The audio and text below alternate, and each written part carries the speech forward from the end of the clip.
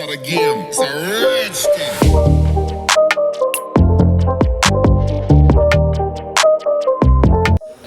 Hello students, आज हम लोग जिस चैप्टर के बारे में डिस्कस करने वाले हैं उसका नाम है फॉरेन एक्सचेंज रेट।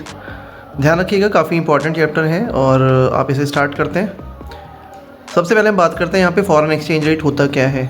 ध्यान रखिएगा, फॉरेन एक्सचेंज रेट का मतलब होता है बेसिकली अगर हम किसी कंट्री की करेंसी की एक यूनिट के बदले में दूसरी कंट्री की कितनी यूनिट्स हम ले सकते हैं या उसे कन्वर्ट कर सकते हैं, that exchange rate is called foreign exchange rate. जैसे $1 इक्वल टू राइट नाउ अगर हम बात करें 86 रुपीज़ के आसपास अप्रॉक्स चल रहा है, तो ये आपका फॉरेन एक्सचेंज रेट कहलाता है। ठीक है ना।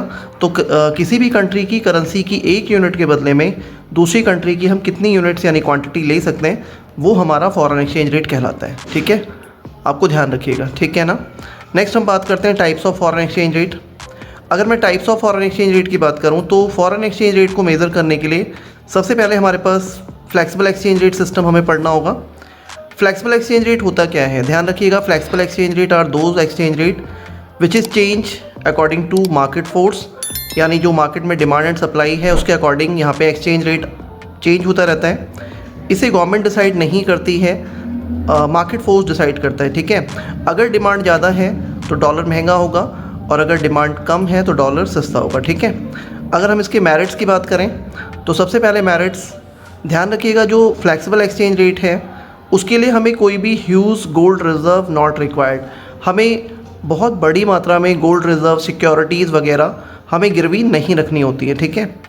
सबसे नेक्स्ट है आपका इनकरेज वेंचर कैपिटल। ध्यान रखिएगा, फ्लेक्सिबल एक्सचेंज रेट से क्या होता है कि जो भी वेंचर कैपिटल है वो इनकरेज होगा, यानी वो लोग जो रिस्क लेना पसंद करते हैं वो आपकी कंट्री में पैसा लगाएंगे। ठीक है।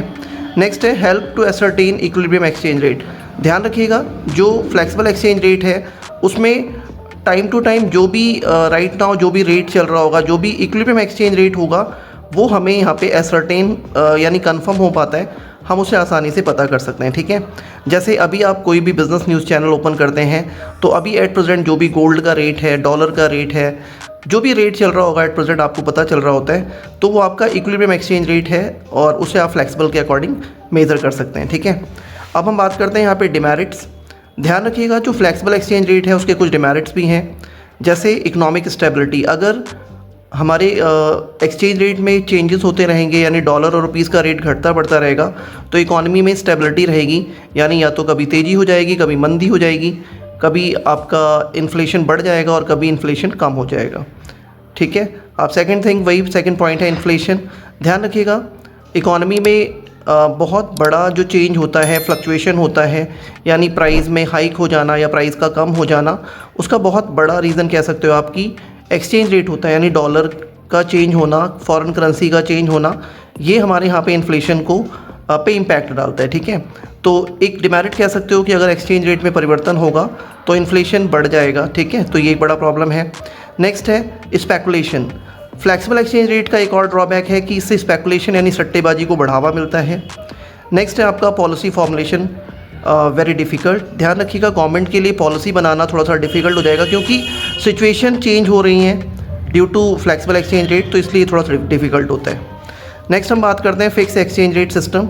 ध्यान रखिएगा, फिक्स एक्सचेंज रेट सिस्टम वो है जिसमें डॉलर और रुपीज़ का जो प्राइस है वो फिक्स होता है, चेंज नहीं होता है, which is determined by the government. इसे गवर्नमेंट तय करती है, ये मार्केट फोर्स पे डिपेंड नहीं करता है, यानी फॉरेन करेंसी की डिमांड एंड सप्लाई पे इसका इम्पैक्ट नहीं पड़ेगा, बल्कि इसे गवर्नमेंट डिसाइड करती है। ठीक है। इसके मेरिट्स क्या हैं, देखो, सबसे पहले इसका मेरिट है इकोनॉमिक स्टेबिलिटी, क्योंकि फॉरेन करेंसी का जो रेट है वो चेंज नहीं हो रहा है, एक्सचेंज रेट फिक्स है, इससे इकॉनमी में ना तो बहुत तेज़ी होगी ना मंदी होगी, यानी इकॉनमी में स्टेबिलिटी रहती है। नेक्स्ट है policy formulation become very easy. ध्यान रखना, गवर्नमेंट के लिए पॉलिसी बनाना थोड़ा सा ईजी होगा क्योंकि सारी जो सिचुएशन है, सर्कमस्टेंसेस, वो सारे स्टेबल होंगे, कोई चेंजेस तो होंगे नहीं, इसलिए पॉलिसी सक्सेसफुल होने के चांसेस काफ़ी ज़्यादा होते हैं। नेक्स्ट है इंक्रीज़ इन इंटरनेशनल ट्रेड। ध्यान रखिएगा, अगर इकॉनमी में फ़िक्स एक्सचेंज रेट सिस्टम है तो हर कोई यहाँ पे मेंटली प्रिपेयर होता है कि हाँ, फॉरेन करेंसी का रेट ये है, इसमें चेंजेस होने वाले नहीं हैं, तो छोटे से छोटा जो ट्रेडर है, बिजनेसमैन है, वो भी इंटरनेशनल ट्रेड कर पाएगा, जिससे हमारा इंक्रीज़ इन इंटरनेशनल ट्रेड होता है। ठीक है। डिमेरिट्स की बात करें तो ध्यान रखिएगा फिक्स एक्सचेंज रेट ऐसे ही नहीं हो जाता, उसके लिए बहुत बड़ी स्ट्रेंथ में आपको ह्यूज गोल्ड रिजर्व रिक्वायर्ड होता है, जो एज अ सिक्योरिटी आपको रखना होता है, गिरवी रखना होता है। डिस्करेज वेंचर कैपिटल, क्योंकि ध्यान रखिएगा कि जो लोग रिस्क लेना पसंद करते हैं, क्योंकि आप जानते हैं अगर रिस्क है तभी अपॉर्चुनिटीज़ भी ज़्यादा होती हैं, प्रॉफिट के चांसेस भी ज़्यादा होते हैं, गेन भी ज़्यादा हो सकते हैं। तो फिक्स एक्सचेंज रेट में तो ऐसा कुछ होता नहीं है। एक जो भी फिक्स्ड जो मार्जिन है वो रिसीव हो रहा होता है ट्रेडर्स को, यानी जो भी इंटरनेशनल ट्रेड या बिज़नेस कर रहे होते हैं। तो यहाँ पे वो लोग जो रिस्क लेना पसंद करते हैं वो आपकी कंट्री में पैसा नहीं लगाएंगे, यानी कि discourage venture capital. Not a equilibrium exchange rate, ध्यान रखिएगा जो फिक्स एक्सचेंज रेट है वो इक्विलिब्रियम एक्सचेंज रेट नहीं होता है। क्यों? क्योंकि आज से 6 महीने पहले भी डॉलर का रेट वही था, सपोज 50, आज भी 50 रुपीज़ डॉलर का रेट है और इन फ्यूचर भी वो 50 ही रहेगा।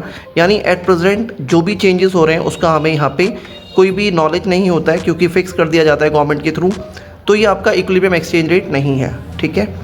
नेक्स्ट हम बात करते हैं another topic, equilibrium exchange rate क्या होता है। ध्यान रखिएगा इक्विलिब्रियम एक्सचेंज रेट वो है जहाँ पे फॉरेन करेंसी की डिमांड और सप्लाई दोनों एक दूसरे को बाइसेक्ट करते हैं, that point is called equilibrium point. उस टाइम पे जो भी रेट ऑफ एक्सचेंज होगा यानी OR वो आपका इक्विलिब्रियम रेट है, और उस टाइम पे जो क्वांटिटी है वो आपका OQ इक्विलिब्रियम क्वांटिटी कहलाती है, ठीक है। ध्यान रखिएगा अगर फॉरेन करेंसी का रेट बढ़ जाता है तो डिमांड कम होगी, सप्लाई ज़्यादा होगी, और फॉरेन करेंसी का रेट अगर कम हो जाता है तो डिमांड ज़्यादा होगी और सप्लाई क्या होगी, कम होगी, ठीक है। नेक्स्ट है डेप्रिसिएशन इन डोमेस्टिक करेंसी। ध्यान रखिएगा डेप्रिसिएशन का मतलब ये होता है कि अगर हमारी डोमेस्टिक करेंसी की वैल्यू फॉरेन करेंसी के कंपेयर में अगर कम हो जाती है तो वो आपका डेप्रिसिएशन इन डोमेस्टिक करेंसी कहलाता है। जैसे $1 पहले 50 रुपीज़ का था, right now $1 equal to 86 rupees, यानी हमारी डोमेस्टिक करेंसी की वैल्यू कम हो रही है तो वो डेप्रिसिएशन कहलाता है। नेक्स्ट है appreciation in domestic currency.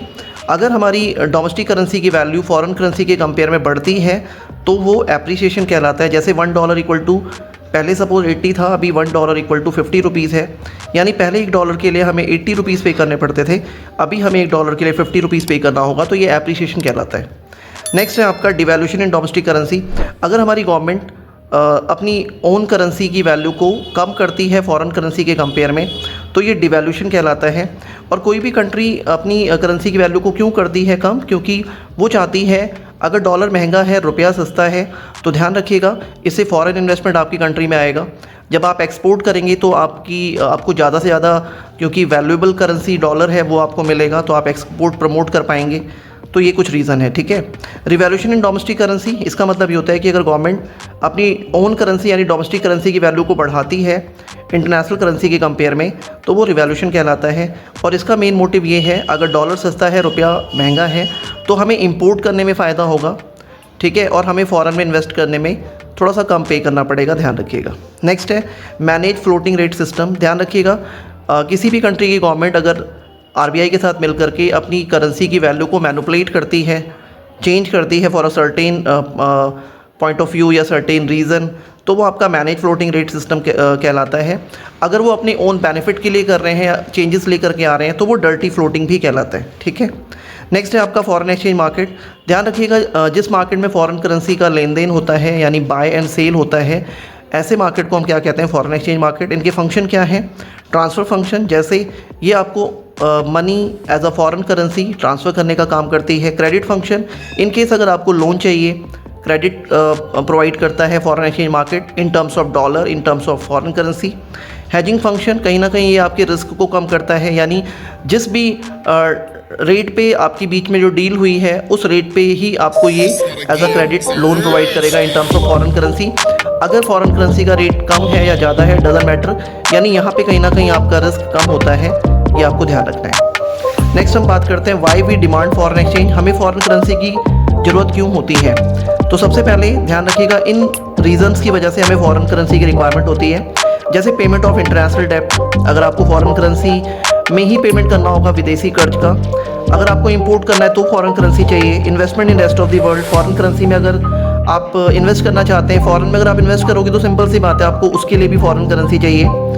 Direct purchase from rest of the world, अगर आपको अब्रॉड से कुछ भी बाय करना है तो आपको फॉरेन करेंसी चाहिए। स्पेकुलेशन मोटिव, अगर आपको फॉरेन करेंसी में सट्टा व्यापार करना है, लाइक स्टॉक मार्केट में पैसा लगाना है, तो भी आपको फॉरेन करेंसी चाहिए।